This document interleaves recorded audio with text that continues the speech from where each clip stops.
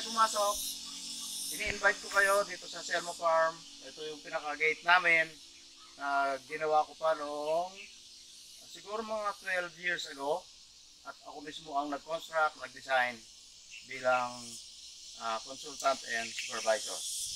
Tara, pasok tayo sa loob. Tingnan natin yung mga halaman natin.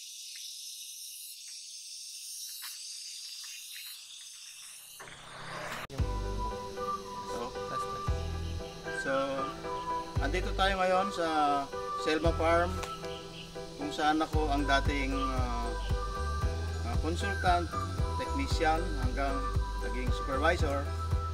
Pero sa ngayon kasi ay visiting consultant na lang ako.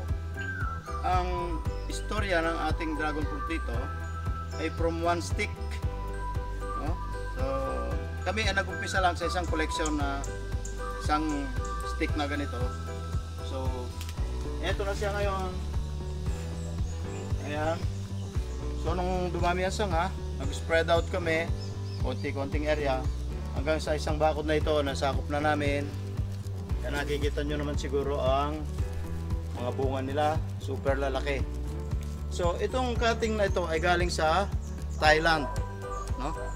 A single collection ng Thailand na red variety ng dragon fruit.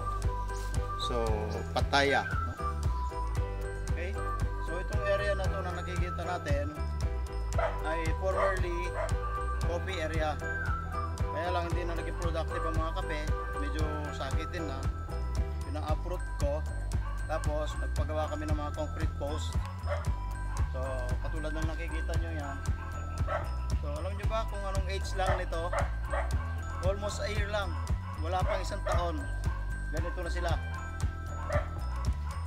Meron na rin nahihinog. Maraming namumunga din. Ano nyo, maraming bago. Pero ito yung binubuo na kung titingnan ito, wala pang mga 400 square meters.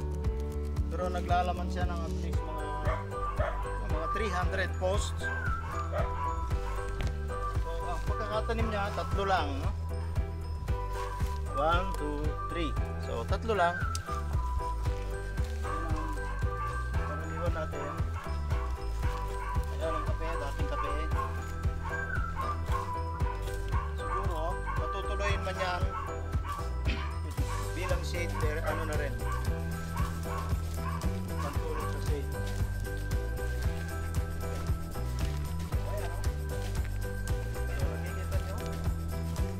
1-year-old dragon fruit ay namumunga na din.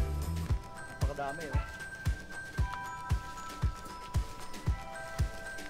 Okay. So, ang palusong na yon ay papunta na sa creek, pero meron din kaming calamansi area.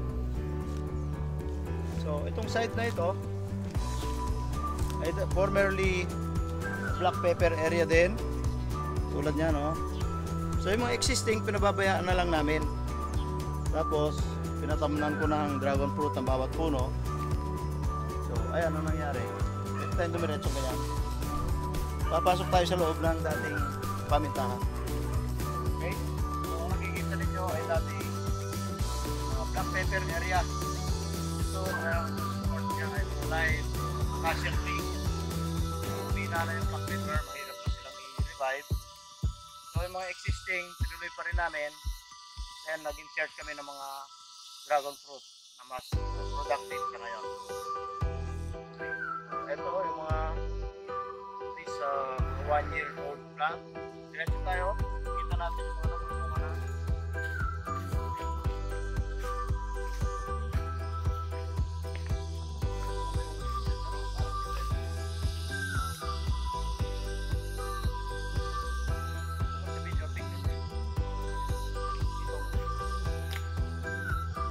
Okay, so ito na yung mga productive na dragon fruit natin. Kita nyo siguro may mga black pepper pa rin. So wala namang competition in terms of nutrients sa pagkain nila. Give and take lang. Ito yung area. Then hanggang doon niya. Pakita natin.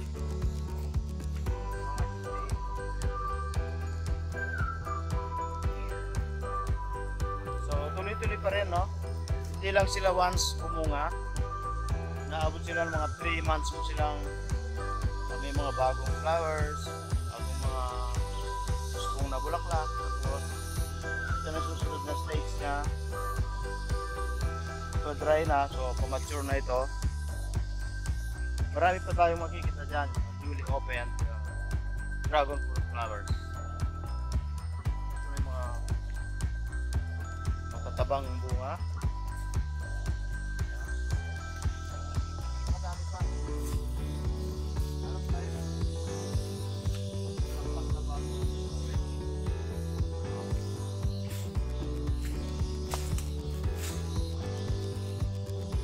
Almost, ano na eh.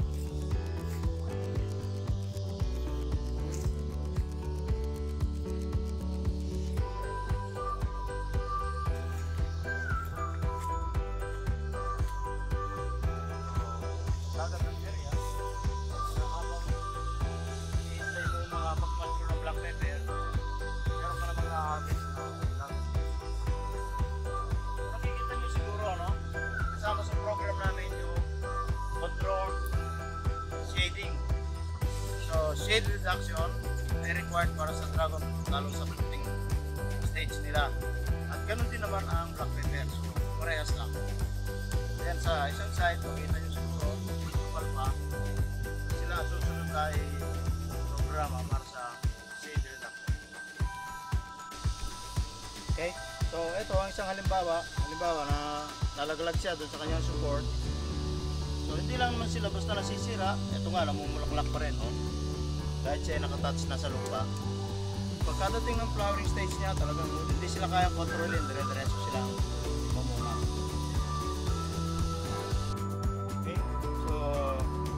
Tulad ng na-mention ko kanina, ang aming dragon fruit ay from testing on stick, backyard to productive stage na sila. So ito yung mga second generation namin mula doon sa isang area. Dito na yung pinaka-source namin ng planting material. So ginagamit natin planting material dito, usually yung mga nasa loob, mga ganito. Ayan, mga mature cuttings, mga mature fingers kung tawagin. So karaniwan kasi yung mga nasa labas lang ang namumulaklak. So nakikita nyo siguro, octopus type siya. So nakapaikot ang bunga.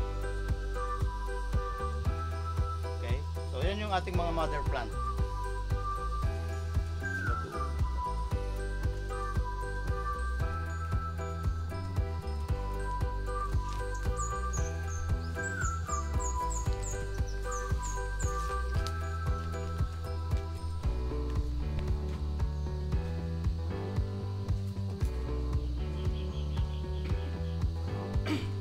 Pakita ko yung halimbawa ng laban ng dragon fruit. So ito yung isang disease na kailangan maagapan, no? Balibang sa mga old trees na ito, dapat yan tinatanggal, then susunugin para hindi kumalat ang virus.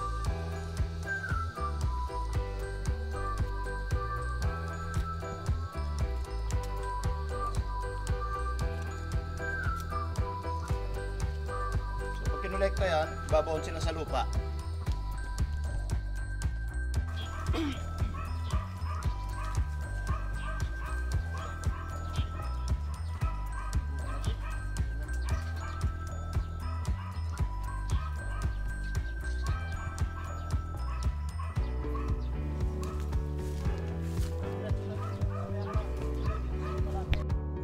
tayo sa may pababa, puntahan natin yung dating citrus area.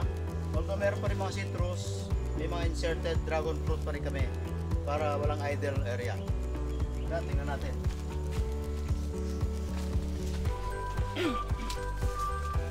So ayan ang mga citrus. Ito yung mga inserted dragon fruit. Pwede kang pumasok dito. Okay. Dito ba?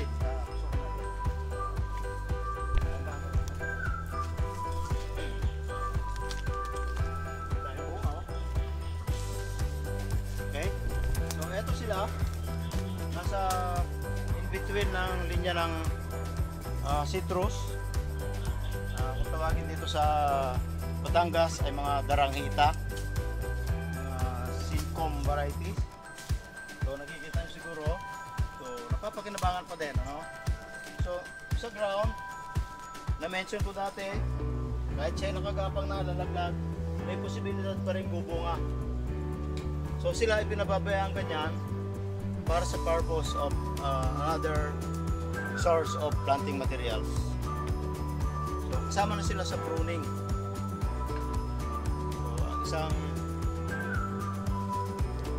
trabaho dito, pagkatapos nitong mga fruiting stage, pagka-harvest lahat, i-clear out yung ilalim na yan, lahat ng mga runners, lahat ng mga unnecessary arm na gumapang ay kinukuha ulit, then tinatanim sa ibang idle area for another dragon fruit production. Ayan, ito yung ating citrus, may bunga na din. Although hindi pa dami yan.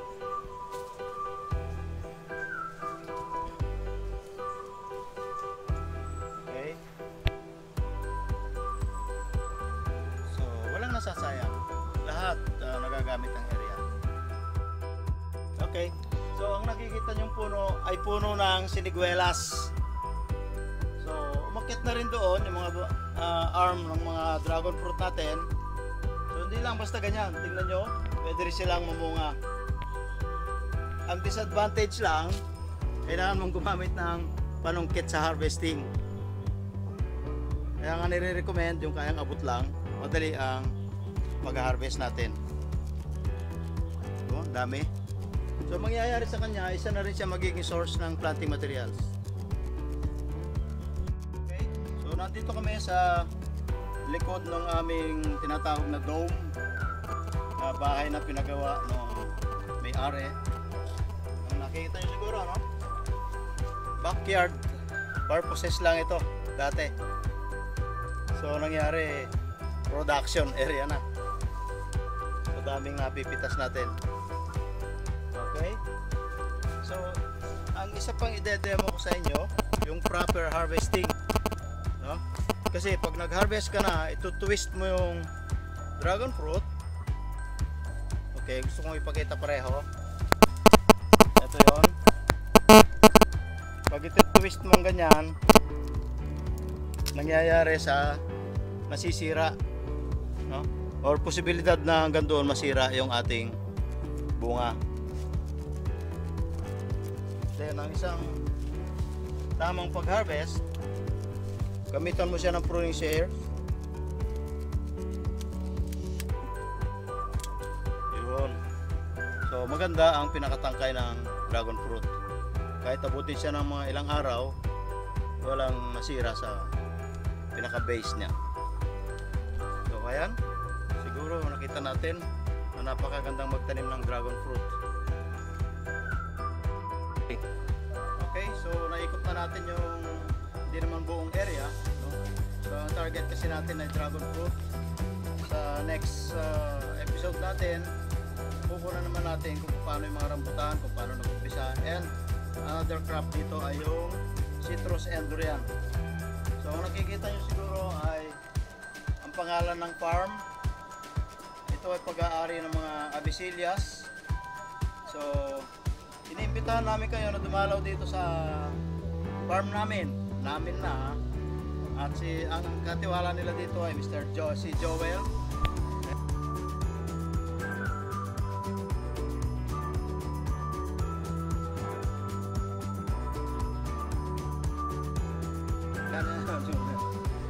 Okay. Tapos ito yung dome na sinasabi ko kanina, tambayan.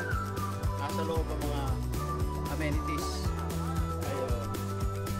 Ayun yung naka-white sando. Siya ang pinaka-katiwala natin dito. Siya ang anak na bunso na may-ari. Si Joel. So ito yung napitas ko kanina, no? Yung ginamit natin sa proper harvesting. Gusto kong ipakita sa inyo kung gaano kasarap at kaganda ang laman nito.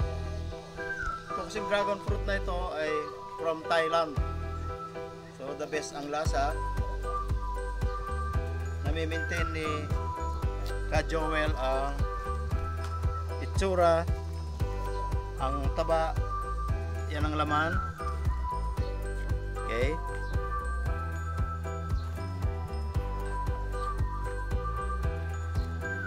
Yan. So, titikman natin.